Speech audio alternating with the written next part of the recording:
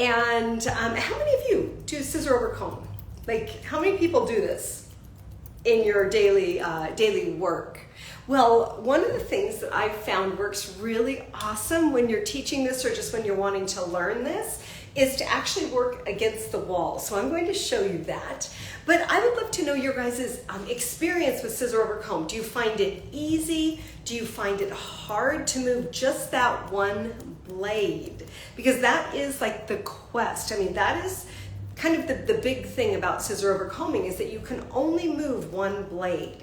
So today what I'm going to show you is I'm going to show you how to hold your scissors and then how to actually work scissor over comb with your scissors. So you're using your scissors instead of your clippers. But even if I'm doing a clipper cut, I will usually go in and finish it off with scissor over comb because it gives just a nice soft blend to the hair. So, never done it. Okay, so one of the main things when you're working with scissor over comb is how you actually hold that scissor. So I'm using my 7-inch angel blades, and I like using 7-inch scissors for scissor over combing because you get a lot cleaner line as opposed to a really small scissor. So if you think about it, if you were in the kitchen and you wanted to cut something that was bigger or you wanted to make longer strokes, you wouldn't use a small paring knife, you'd grab your butcher knife. And so I always love to use scissor over comb with a larger scissor. So coming in, this is how I've always trained apprentices throughout the years, is you lay your hand flat and you place your scissor in your hand. So let me see, I'll move that down so you guys can see a little bit better. Okay, so you place your scissor in your hand like this. Then you pull the scissor back towards you. Insert your thumb and turn your hand over. So what this does is you can see how my fingers are pointing off to the side. When you bend your arm, your elbow, then you can only move that one thumb instead of moving all fingers. Many times what people do is their fingers will slide out to here and then they start chomping like this. So then you have both blades moving. It's really hard to get a nice clean line. So another way is if you're working, you can always just hold your scissor and then slide your fingers around. This gets your wrist in a nice neutral position, and then when you move just your thumb, you're doing good. Okay, just like that. Last thing you want is to be tipping your hand back like this because that puts a lot of tension and pressure on your wrist. So as we're coming in, I'm going to show you on the hair in just a minute. We've got our little mannequin here. I'm going to do just a small panel. But I would love to know where you guys are joining from. I've seen a lot of different kind of countries coming through, but where are you joining from? And tell me, do you scissor over comb or not? So country and then yes or no. Like, do you use this technique or not? So I'll start showing you against the wall. This is how I would always have my apprentices learn. Okay, France. Where else? I've got France, I've got Maryland. Hello, Maryland. Okay, here we go. Scissor over comb against the wall. Ohio, Germany. Yes, love it. Okay, so this is what I do. And I like to use my fingers as the guide to length. So you can push away or come in close when you're working just by using your fingers. Okay, Greenville, Delaware, California, Sweden. Yes, awesome. Okay, so I'm going to bring this up and then tip it down so you can see a little bit better. So, do you guys like these scissors right here? These were the first ones that I ever used, and my mama used them for a long time after me. Okay, so I'm going to just work the blade, and then we just work up the wall, and then down the wall, and then turn and work up. And I have them lift away and come in close. So it's almost like patting your tummy or patting your head and rubbing your tummy. When you have to work, the scissor goes fast, the comb goes slow. And I just saw someone say that comb is important too. The comb is, I think, one of the most important things that we do is how we use the comb. And for me, and different people do it different ways, but for me, the way I do it is I place the comb inside my hand and then I hold on with my thumb so I can go up, turn, and come down, turn, and go up, turn, and go down. So just like that. So the comb really is very important. I love that you said that. Okay, now I'm going to do what I call block graduation. So block graduation is, I've shown you this technique before. And for those of you that are part of my Sharp Scissor Society, you know what I'm talking about because we have been working on this technique and we've been working on short hair for the last few months. So Sharp Scissor Society is my membership group where I go through and I teach all of these different things, and we go through, right now we're going through a series of haircuts, and in the fourth quarter, what we're going to be doing is we are going to be working with disconnected cuts. So we're taking all sorts of different pattern pieces, changing them around so that we can create different looks. So to start off scissor over comb, you'll always need to know where you are working towards. So I always like to establish my guide at the top. This is a little asymmetric cut that I did, and so I'm going to give a panel right on the side that is going to be short. So coming in, I'm going to do the block graduation. Let me get this up a little higher and come down on top. There we go, that should work.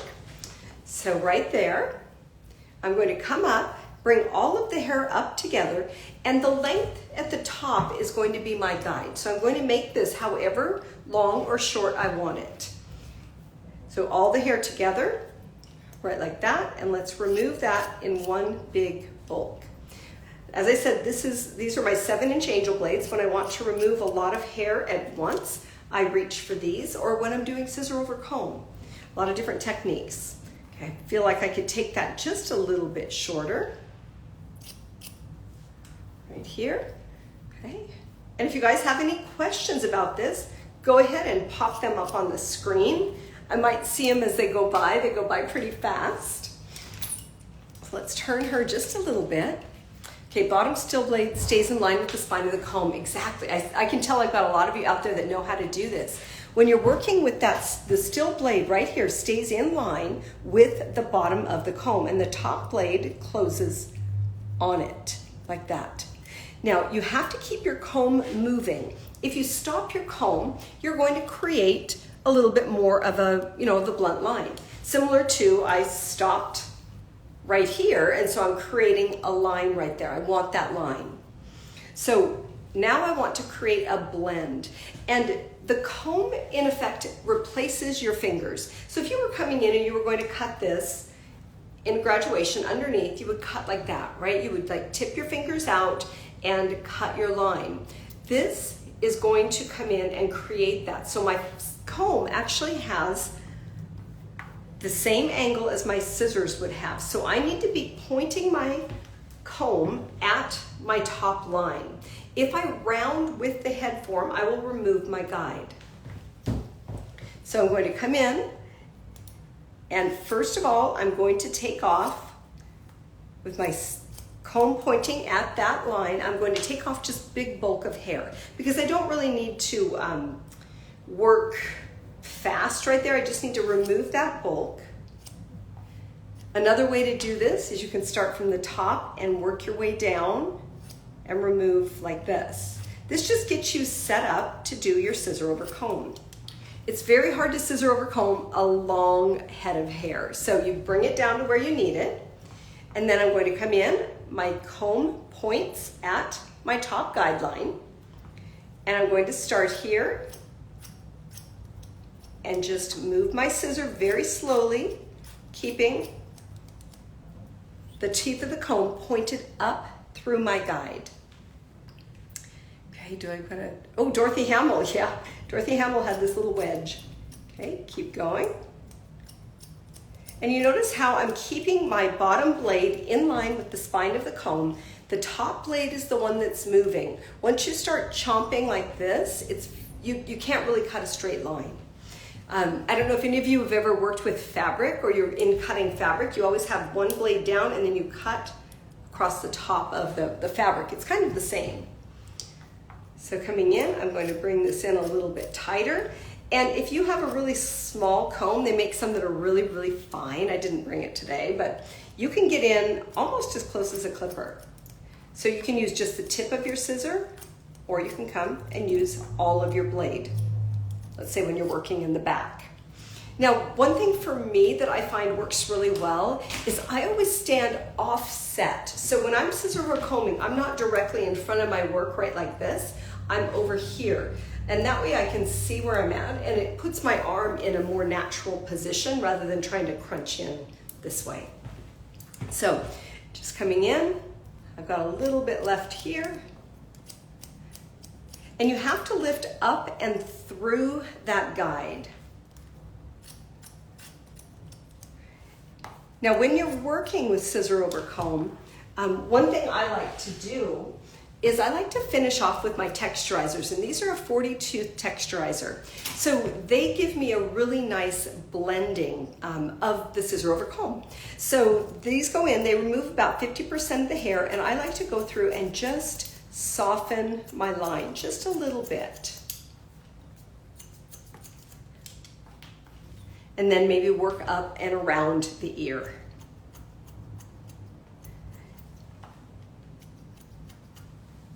Right like that.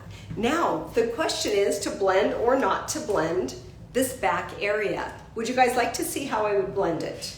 Tell me. Or do you want me to leave it unblended? I'll show you what she looks like. Okay, so right now we have just that little section that's been cut, scissor over comb, and then I can blend or I could leave it disconnected. I've got some people saying yes, connect. Okay, let's go ahead and we will blend it. So if I have a short spot, I'm going to work into length, so I'm going to work with diagonals. So we'll go right here.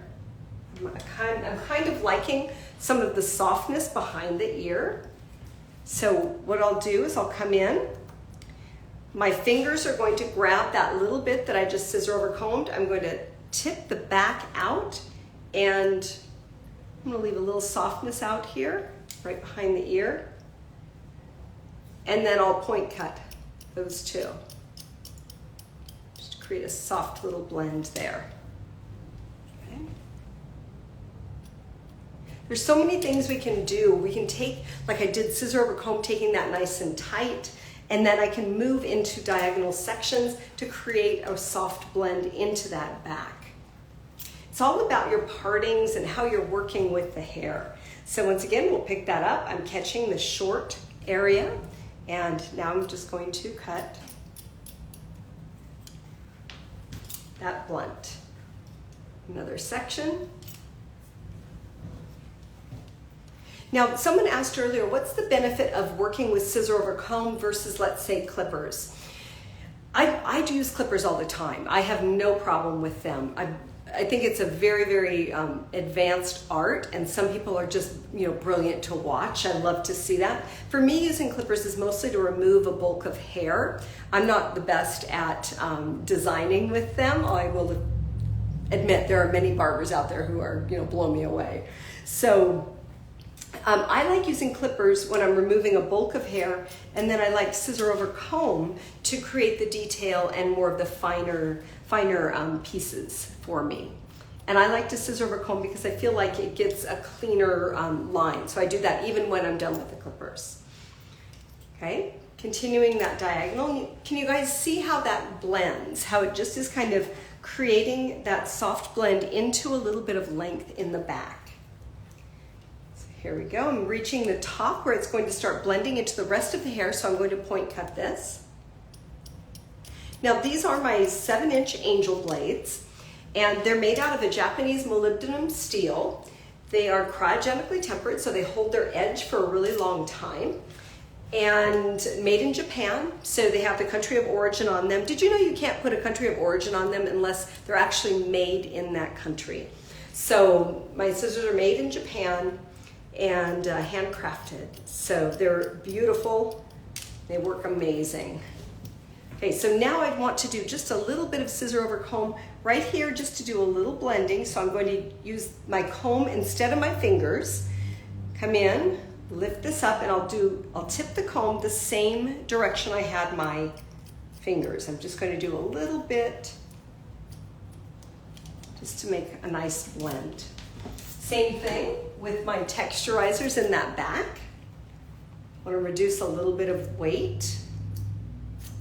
But you'll notice, see how my teeth or the comb are pointed at the length. So you always have to do, always have to point the teeth of the comb where your length is. If you go and cut into it, let's say I just randomly start cutting into it, it would be like going in and cutting a solid line.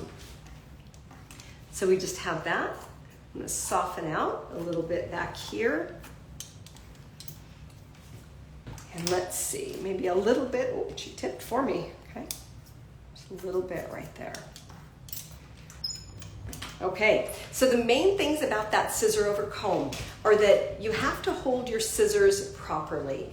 And we went through, I showed you how to do that, where you open up your hand, lay the scissor in your hand and pull it back towards your thumb.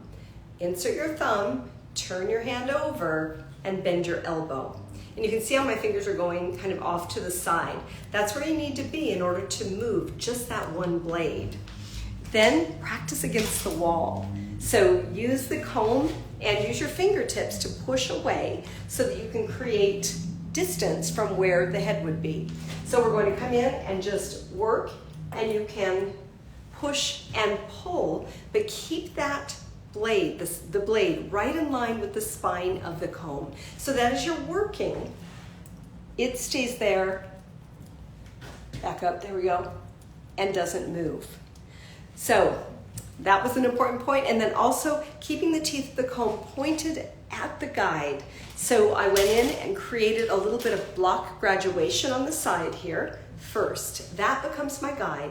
And then as I'm working that scissor over comb, make sure that the comb is in line with your guide. So I'm going to tip my angle and then work it out to that.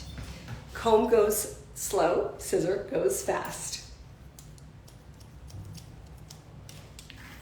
Okay, so now we have a little asymmetric cut. We have a small area underneath that has some disconnection, and we blended it through to the back. So you guys, I'm going to be in, where am I going to be this next weekend? I'm in New Jersey doing a couple of hands-on days for De Pasquale distributorship there.